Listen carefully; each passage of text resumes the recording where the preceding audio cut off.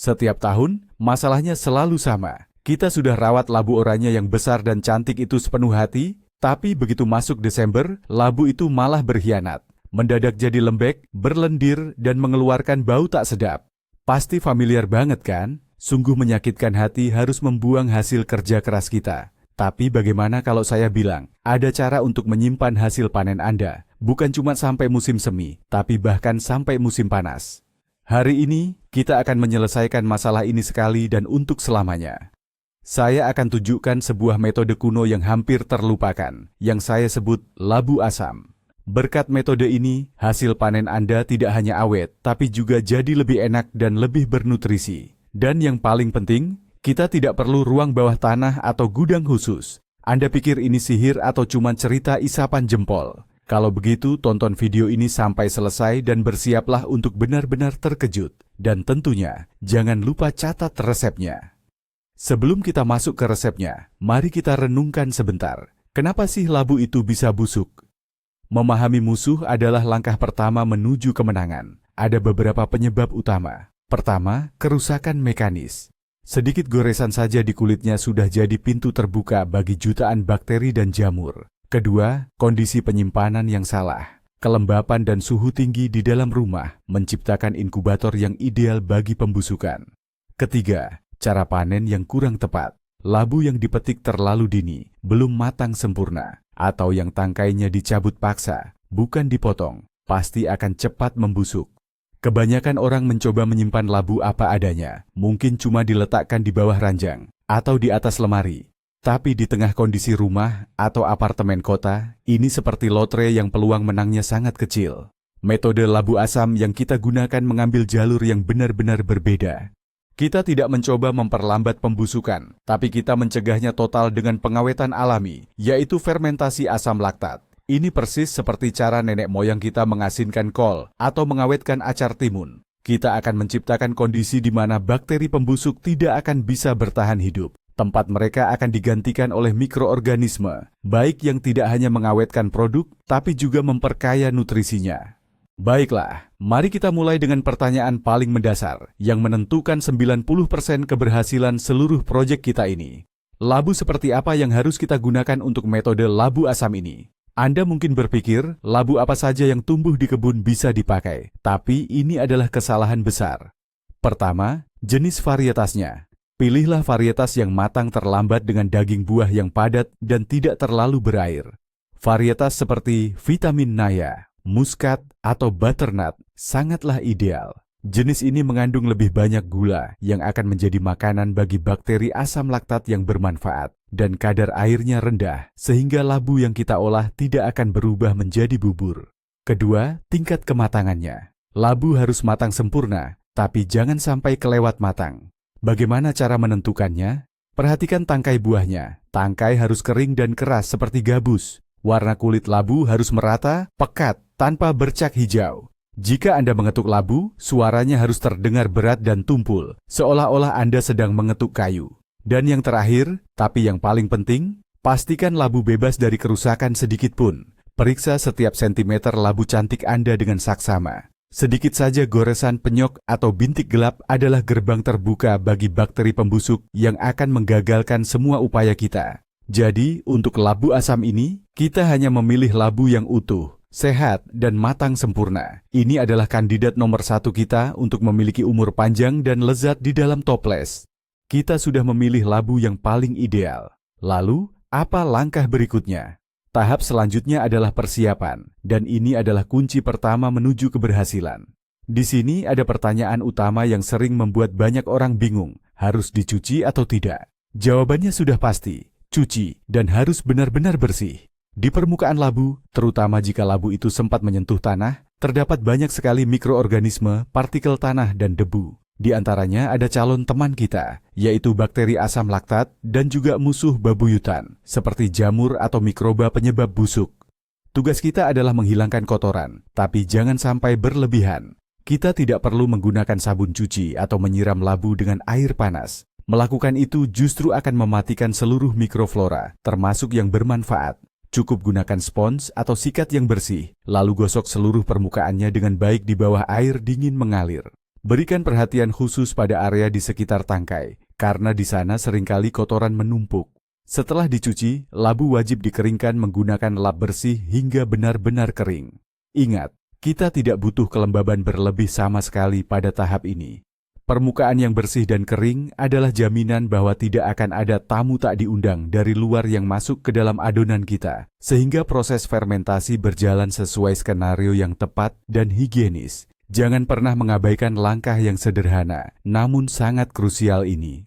Sekarang, mari kita bahas detail kecil tapi sangat penting, yaitu tangkai buah, atau yang biasa kita sebut ekor labu. Disinilah banyak orang sering melakukan kesalahan fatal. Seringkali saat memanen labu dari sulurnya, tangkai ini dipatahkan atau dipelintir begitu saja dengan tangan. Ini sama sekali tidak boleh dilakukan. Mengapa? Bayangkan tangkai buah itu seperti gabus penutup botol. Selama gabus itu kering dan utuh di tempatnya, botol itu kedap udara. Begitu Anda mencabutnya, udara dan semua kotoran di dalamnya akan langsung masuk. Hal yang sama terjadi pada labu. Bagian sambungan tangkai adalah titik yang paling rentan. Jika bagian ini rusak, akan terbentuk luka terbuka yang tidak akan pernah sembuh dan menjadi pintu utama masuknya infeksi. Pembusukan hampir selalu bermula dari titik ini. Jadi, ingatlah aturan penting ini. Tangkai labu tidak boleh dicabut, melainkan harus dipotong dengan pisau tajam atau gunting pangkas, sekator. Sisakan tangkai sepanjang minimal 5 hingga 7 cm. Pastikan potongannya rata dan bersih. Seiring waktu, potongan itu akan mengering dan membentuk pelindung alami yang kuat. Tentu saja, saat kita mempersiapkan labu untuk dipotong-potong, kita akan membuang tangkai ini. Tapi kita akan melakukannya dengan benar, yaitu memotongnya bersama sedikit daging di sekitarnya demi memastikan semua titik lemah yang mungkin ada sudah hilang sepenuhnya.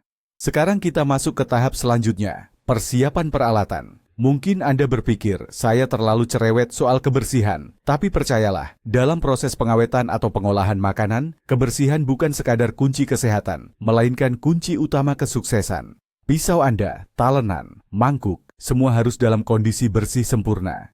Di permukaan peralatan dapur, meskipun terlihat kinclong, bisa saja bersarang koloni mikroorganisme yang hanya menunggu waktu yang tepat untuk merusak bahan olahan Anda. Oleh karena itu, sebelum memulai proses, semua peralatan wajib dicuci bersih menggunakan air panas dicampur soda atau sabun cuci piring, lalu disiram air mendidih. Hal ini terutama berlaku untuk talenan. Sebaiknya gunakan talenan terpisah khusus untuk sayuran. Jangan dicampur dengan talenan yang Anda pakai untuk memotong daging atau ikan mentah.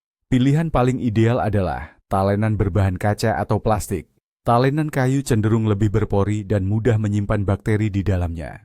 Pisau juga harus tajam. Pisau tumpul tidak akan memotong, melainkan menekan dan merusak serat-serat labu atau bahan lainnya, yang pada akhirnya menyebabkan terlalu banyak cairan yang keluar dan merusak tekstur daging buah.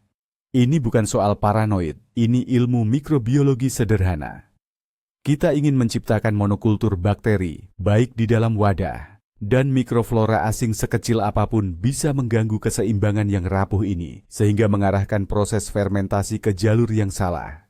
Baik, labu kita sudah bersih, peralatan sudah siap, sekarang kita bisa mulai memotongnya. Bagi banyak orang, terutama ibu-ibu, membelah labu yang besar dan keras bisa jadi tantangan berat, bahkan berisiko melukai diri sendiri. Tapi tenang, ada cara yang aman dan efektif untuk melakukannya. Pertama, pastikan talenan tidak licin di atas meja. Caranya, letakkan handuk kecil yang lembab di bawah talenan. Kedua, kita butuh pisau yang besar dan sangat tajam. Biasanya disebut pisau koki atau chef's knife. Jangan coba membelah labu menjadi dua dalam satu gerakan, seperti memotong semangka.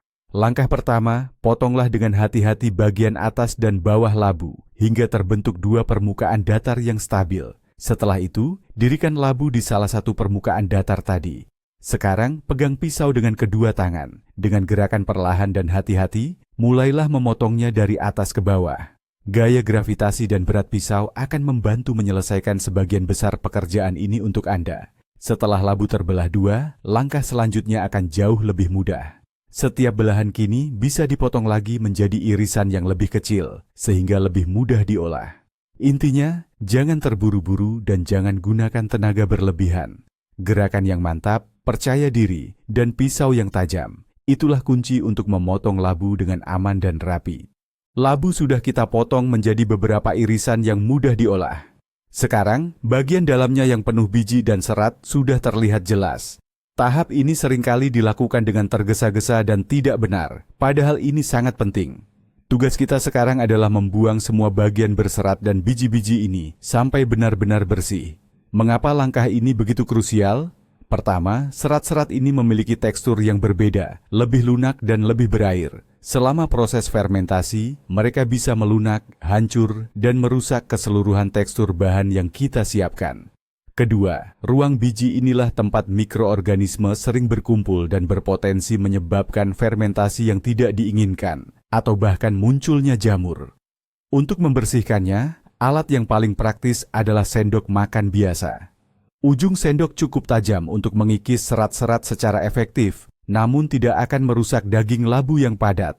Gerakkan sendok dari satu ujung irisan ke ujung lainnya. Kikis semua bagian yang tidak perlu sampai permukaannya terasa mulus dan bersih. Ngomong-ngomong, biji labu ini jangan dibuang. Anda bisa mencucinya, mengeringkannya, lalu memanggangnya. Itu camilan yang sangat lezat dan sehat. Namun, untuk bahan olahan kita ini, biji labu tidak boleh ikut. Luangkan waktu ekstra 5 menit untuk tahap ini. Pastikan hasilnya maksimal. Daging labu yang bersih sempurna adalah kunci menuju hasil akhir yang ideal.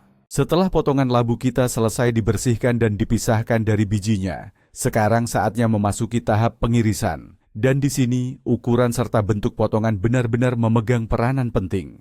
Lalu, potongan seperti apa yang paling optimal untuk metode labu asam kita ini? Jika dipotong terlalu kecil, misalnya diiris tipis atau bahkan diparut, labu cenderung cepat kehilangan bentuk dan berubah menjadi bubur selama proses fermentasi. Sementara itu, potongan yang terlalu besar akan membutuhkan waktu yang sangat lama untuk menyerap garam dan berfermentasi, sehingga prosesnya bisa jadi tidak merata. Pilihan yang paling ideal adalah bentuk kubus dengan ukuran sekitar 2 x 2 cm atau bentuk balok dengan ketebalan sekitar 1,5 hingga 2 cm. Bentuk ini memungkinkan garam dan air rendaman meresap sempurna ke dalam daging labu, sekaligus memastikan labu tetap kenyal dan mempertahankan tekstur renyah yang menyenangkan, bahkan setelah disimpan lama. Saat mengiris, usahakan agar semua potongan memiliki ukuran yang relatif seragam. Ini kunci untuk memastikan proses pengasaman berjalan merata. Jika ada potongan yang besar dan ada yang kecil, saat potongan besar sudah siap, potongan yang kecil mungkin sudah terlalu asam. Jadi, siapkan penggaris. Tentu saja saya bercanda, namun Anda harus benar-benar mengutamakan keseragaman. Pengirisan yang rapi dan seragam bukan hanya soal estetika, melainkan juga aspek teknis yang sangat penting dalam pengawetan ini. Kita sudah sampai di inti proses kita, bahan utama yang akan menciptakan keajaiban ini. Tentu saja kita bicara tentang garam, tapi jangan buru-buru mengambil sembarang bungkus garam yang ada di rak. Untuk proses fermentasi atau pengasinan, tidak semua jenis garam bisa digunakan. Kita butuh garam kasar, garam batu yang tidak beriodium, dan tanpa aditif apapun, seperti misalnya zat anti gumpal. Mengapa harus begitu? Garam halus atau garam ekstra larut terlalu cepat dan malah bisa merusak atau membakar permukaan sayuran tanpa sempat menarik keluar kandungan airnya. Garam beriodium bisa memberikan rasa yang kurang enak pada hasil fermentasi dan membuat sayuran jadi lembek. Sementara berbagai zat tambahan lain bisa memengaruhi proses fermentasi secara tidak terduga. Pilihan ideal kita adalah garam batu berbutir kasar yang paling sederhana dan paling murah.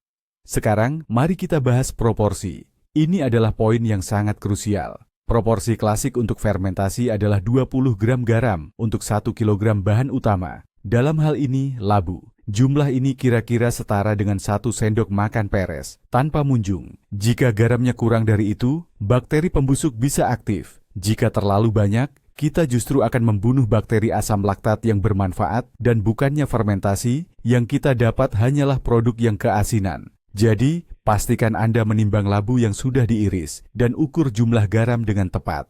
Di sini, ketepatan adalah kunci keberhasilan.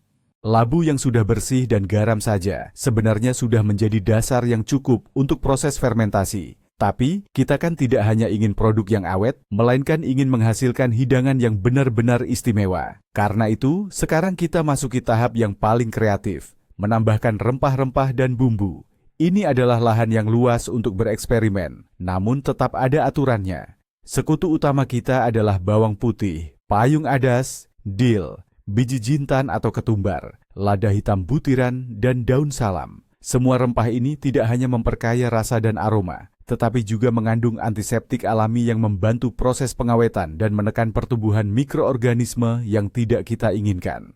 Bawang putih bisa diiris tipis. Beberapa siung saja sudah cukup untuk 1 toples 3 liter. Anda juga bisa menambahkan beberapa lembar kecil daun horseradish atau daun ceri. Daun-daun ini akan memberikan tekstur renyah yang menyenangkan pada labu. Namun, sebaiknya hindari penggunaan daun-daunan segar, misalnya peterseli atau ketumbar, karena dapat memicu proses fermentasi yang tidak kita inginkan.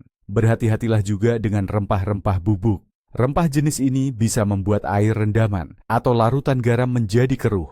Mulailah dengan kombinasi klasik, bawang putih, adas, dan lada.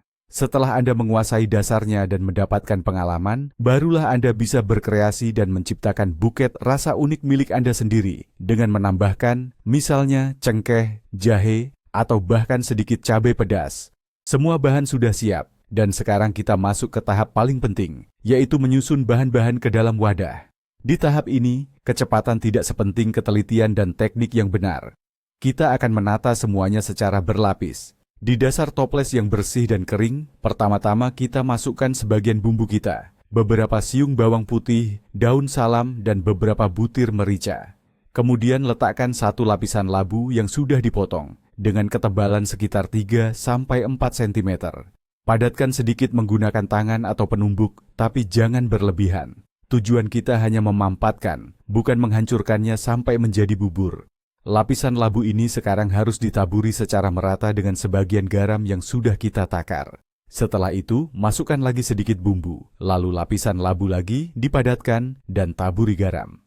Ulangi proses ini lapis demi lapis sampai toples terisi. Penting untuk tidak mengisi toples sampai penuh ke atas. Sisakan ruang kosong sekitar 5 hingga 6 cm di bagian atas. Ruang ini dibutuhkan untuk menampung cairan atau sari yang akan keluar, serta untuk menempatkan pemberat. Penataan berlapis seperti ini memastikan garam dan bumbu terdistribusi secara merata di seluruh wadah, yang berarti proses pengasinan dan fermentasi pun akan berjalan seragam.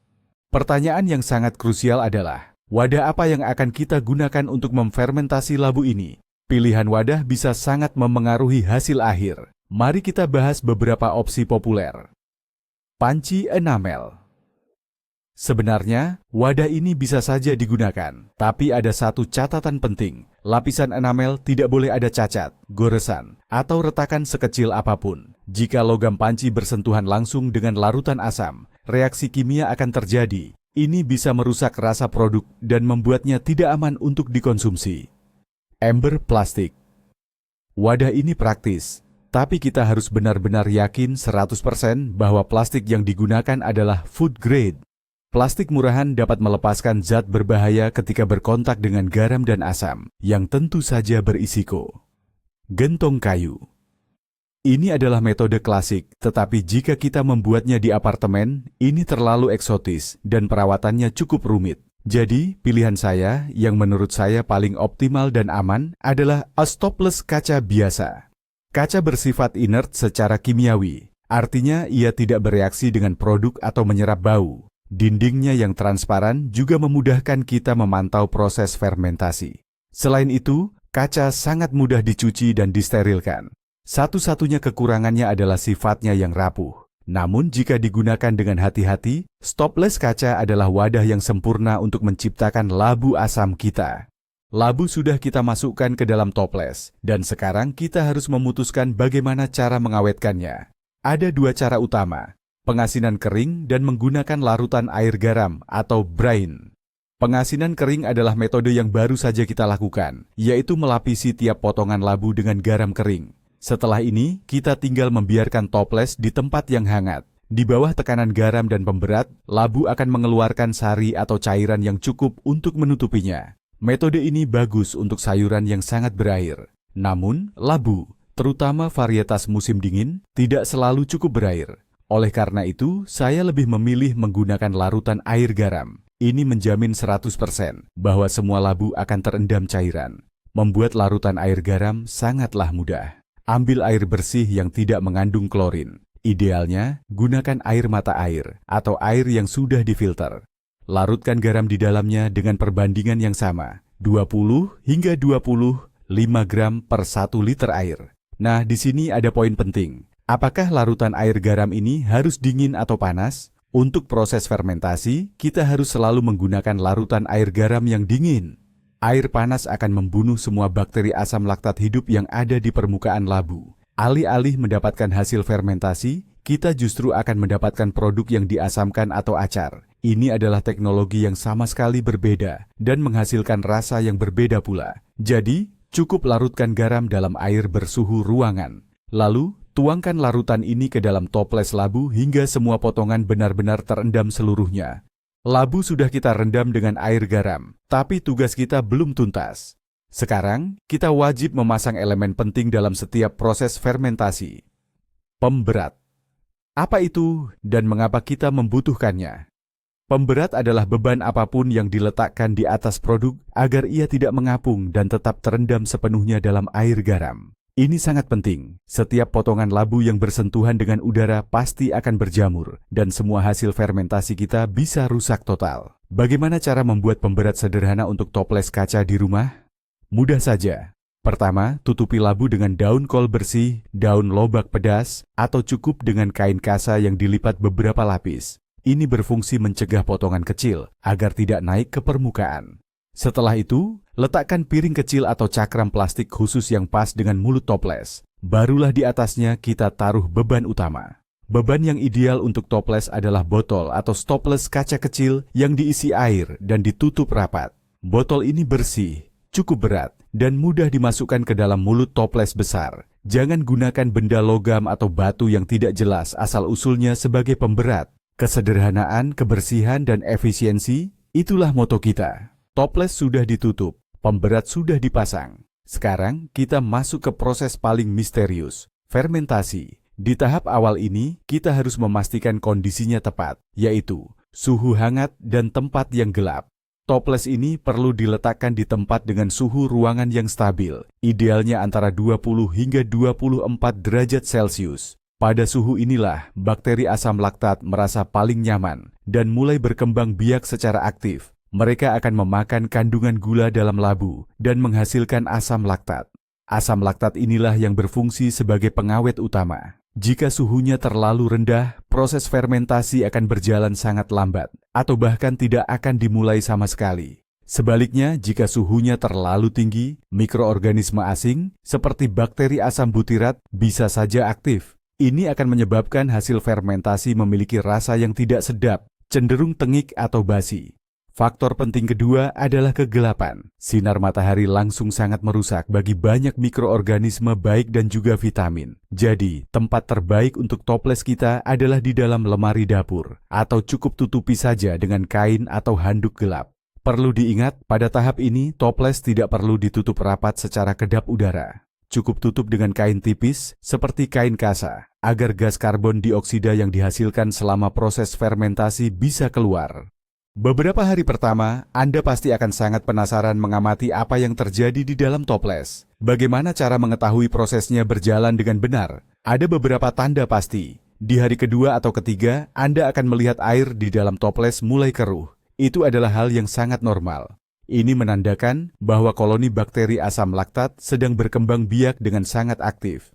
Selanjutnya Anda akan melihat gelembung-gelembung kecil karbon dioksida mulai naik dari dasar atau dari potongan-potongan labu. Terkadang fermentasi bisa begitu aktif hingga muncul busa di permukaannya. Ini juga merupakan pertanda baik dan tentu saja akan tercium aroma khas, yaitu bau fermentasi yang segar, agak menyengat, dan berbau asam. Semua tanda ini menunjukkan bahwa Anda telah melakukan semuanya dengan benar dan proses fermentasi yang sehat sedang berlangsung di toples. Namun, ada beberapa hal yang tidak boleh muncul, yaitu bau yang tidak sedap, bau busuk, atau bau tengik. Selain itu, tidak boleh ada jamur atau kapang yang berlimpah, berwarna-warni, dan bertekstur seperti bulu. Jika yang Anda amati adalah tanda-tanda yang benar ini, maka Anda bisa tenang.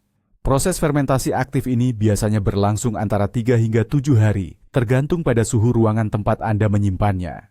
Mari kita bahas musuh bebuyutan dari semua makanan awetan, jamur. Sekalipun kita sudah mengikuti semua aturan, kadang di permukaan air rendaman bisa muncul lapisan putih tipis. Penting untuk diingat, ini belum tentu jamur hitam atau hijau yang menakutkan itu. Seringkali itu hanya jamur ragi berselaput atau film yeast yang tidak terlalu berbahaya. Tapi, bagaimanapun juga, harus tetap dibersihkan. Bagaimana cara melakukannya? Dengan hati-hati, gunakan sendok bersih untuk mengeruk semua lapisan selaput di permukaan. Kemudian, bersihkan bagian dalam pinggiran wadah menggunakan lap bersih yang sudah dibasahi cuka atau alkohol. Setelah itu, Anda bisa menambahkan sedikit air rendaman yang baru. Tapi cara terbaik melawan jamur adalah dengan mencegahnya. Apa yang diperlukan untuk pencegahan ini? Pertama, jaga kebersihan sempurna di setiap tahap proses pengawetan. Kedua, pastikan takaran garamnya cukup. Ketiga, dan ini yang paling penting, pastikan seluruh labu terendam sepenuhnya oleh air rendaman. Beban pemberat adalah sahabat terbaik Anda dalam melawan jamur. Jika Anda rutin mengeceknya, misalnya sehari sekali, dan segera membersihkan lapisan jamur begitu muncul sedikit saja, Anda pasti bisa menyelamatkan makanan awetan Anda tanpa masalah. Intinya, jangan sampai dibiarkan terlalu lama. Nah, setelah beberapa hari, proses fermentasi aktif yang ditandai dengan munculnya gelembung dan busa sudah berakhir. Cairan fermentasi mulai jernih dan di dasarnya sudah mengendap sisa-sisa bakteri yang mati. Warna labu pun berubah dari oranye cerah menjadi lebih redup dan rasanya kini sudah asam yang pas. Ini adalah tanda bahwa tahap pertama fermentasi telah selesai dan saatnya kita beralih ke tahap kedua, penyimpanan dingin. Tugas kita sekarang adalah memperlambat, bahkan hampir menghentikan, proses fermentasi agar labu tidak menjadi terlalu asam dan bisa disimpan lebih lama. Kita angkat beban penekannya, tutup toples rapat-rapat. Bisa pakai tutup plastik biasa atau tutup putar, lalu pindahkan ke tempat yang dingin. Suhu ideal untuk penyimpanannya adalah antara 0 sampai 5 derajat Celcius. Tempat ini bisa berupa kulkas, balkon yang sejuk, beranda, atau ruang bawah tanah jika Anda memilikinya. Dalam kondisi seperti ini, labu asam kita bisa disimpan selama beberapa bulan hingga musim semi, dan seiring waktu rasanya akan semakin lezat. Suhu dingin memang menghentikan aktivitas bakteri, namun proses pematangan rasa akan terus berlanjut, menjadikannya lebih harmonis dan kaya. Pertanyaan yang paling penting adalah, berapa lama sih labu yang difermentasi ini bisa kita simpan? Jika semua syarat dipenuhi, terutama penyimpanan dingin yang tepat, labu fermentasi ini bisa bertahan dengan aman di dalam kulkas atau di balkon hingga 5-6 bulan. Artinya, jika Anda membuat stok di bulan Oktober, Anda masih bisa menikmatinya sampai bulan Maret atau April. Penting untuk diingat bahwa rasa produk ini akan berubah seiring berjalannya waktu. Tepat setelah proses fermentasi aktif selesai, labu akan memiliki rasa asam yang lebih tajam dan menyengat. Setelah disimpan dingin selama 1 atau 2 bulan, rasanya akan lebih stabil, menjadi lebih lembut dan harmonis. Masa inilah yang dianggap sebagai puncak kelezatannya. Menjelang akhir masa penyimpanan, labu mungkin akan terasa semakin asam, namun ia tidak akan basi atau rusak. Indikator utama kualitas produk ini adalah tampilan, bau dan rasa. Selama air rendaman jernih, labunya masih kenyal. Aromanya harum layaknya acar yang difermentasi, dan rasanya tidak ada pahit atau rasa aneh, berarti produk ini benar-benar aman dikonsumsi. Saya sendiri menghabiskan stopless sisa tahun lalu, bahkan sampai bulan Mei, dan rasanya masih luar biasa. Jadi, jangan khawatir, daya tahan simpan produk ini memang sangat mengesankan. Oke, labu kita sudah selesai diolah dan disimpan. Lalu, bagaimana pemanfaatannya? Jangan anggap ini sekadar pengawetan. Ini adalah produk siap saji yang matang, yang bisa menjadi bintang utama di meja makan Anda. Pertama, labu ini adalah camilan pendamping yang luar biasa. Labu yang renyah, asam asin, dan kaya rempah sangat cocok dipadukan dengan hidangan daging, terutama daging berlemak, karena kandungan asamnya membantu proses pencernaan. Kedua, Anda bisa menggunakannya sebagai bahan tambahan dalam berbagai jenis salad. Misalnya, saat membuat salad vinaigrette, ganti acar timun asin dengan labu kita ini. Rasanya pasti unik dan lezat. Ketiga, ini adalah komponen isian yang fantastis. Labu fermentasi yang dipotong kecil-kecil dapat ditambahkan ke isian pai gurih atau vareniki, dumpling non-manis. Selain itu, coba tumis sebentar dengan bawang bombay, lalu sajikan sebagai lauk pendamping yang orisinal. Oh ya, Jangan buang air acar labu ini. Cairan ini adalah minuman probiotik bermanfaat yang dapat digunakan sebagai kuah dasar untuk sup, misalnya sup rasolnik, atau diminum sedikit saja untuk membantu melancarkan kerja usus Anda. Teruslah bereksperimen, dan Anda akan menemukan berbagai kombinasi rasa baru yang mengejutkan. Sebagai penutup, mari kita rangkum dan bahas kembali kesalahan-kesalahan pemula yang paling sering terjadi, yang bisa membuat semua usaha Anda sia-sia. Kesalahan nomor 1, menggunakan jenis labu yang salah. Ingat, hanya labu yang matang sempurna, sehat, dan dari varietas yang padat. Kesalahan nomor 2, peralatan dan wadah yang kotor. Sedikit saja bakteri asing dapat merusak seluruh proses. Kebersihan dan sterilitas adalah kunci utama kita. Kesalahan nomor 3, penggunaan garam yang tidak tepat. Gunakan hanya garam batu atau garam kasar yang murni, tanpa yodium atau tambahan lainnya. Kesalahan nomor 4, mengabaikan pemberat. Jika ada satu potong pun yang mengapung di permukaan, siap-siaplah jamur akan tumbuh. Seluruh potongan labu harus benar-benar terendam di dalam air garam atau brine. Dan kesalahan nomor 5, pengaturan suhu yang keliru. Awalnya harus pada suhu ruangan untuk proses fermentasi, baru kemudian disimpan di tempat dingin untuk penyimpanan. Jangan langsung memasukkan wadah ke dalam kulkas, karena proses fermentasi tidak akan bisa dimulai. Ingat 5 aturan sederhana ini, dan labu fermentasi Anda akan selalu berhasil dengan sempurna. Periksa kembali diri Anda berdasarkan daftar ini, dan saya yakin Anda akan berhasil di percobaan pertama. Ini sungguh mudah, hanya membutuhkan sedikit perhatian dan ketelitian.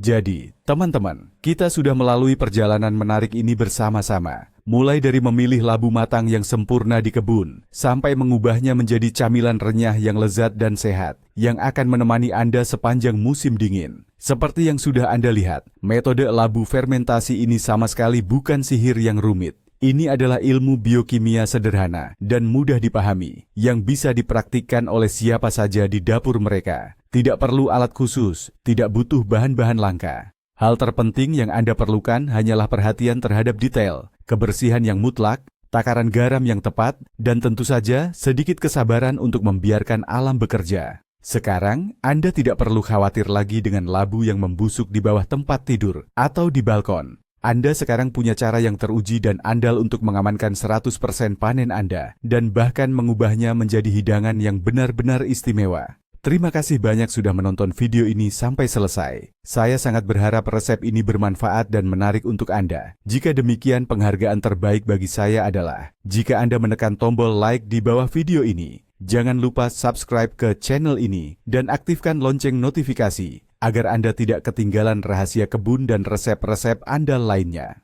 Sekarang saya punya pertanyaan untuk Anda. Coba ceritakan, bagaimana biasanya Anda menyimpan labu? Apakah Anda pernah menghadapi masalah pembusukan? Mungkin Anda punya cara rahasia keluarga sendiri. Bagikan pengalaman berharga Anda di kolom komentar. Saya pasti akan sangat tertarik untuk membaca dan membahasnya bersama Anda. Sampai jumpa di video berikutnya.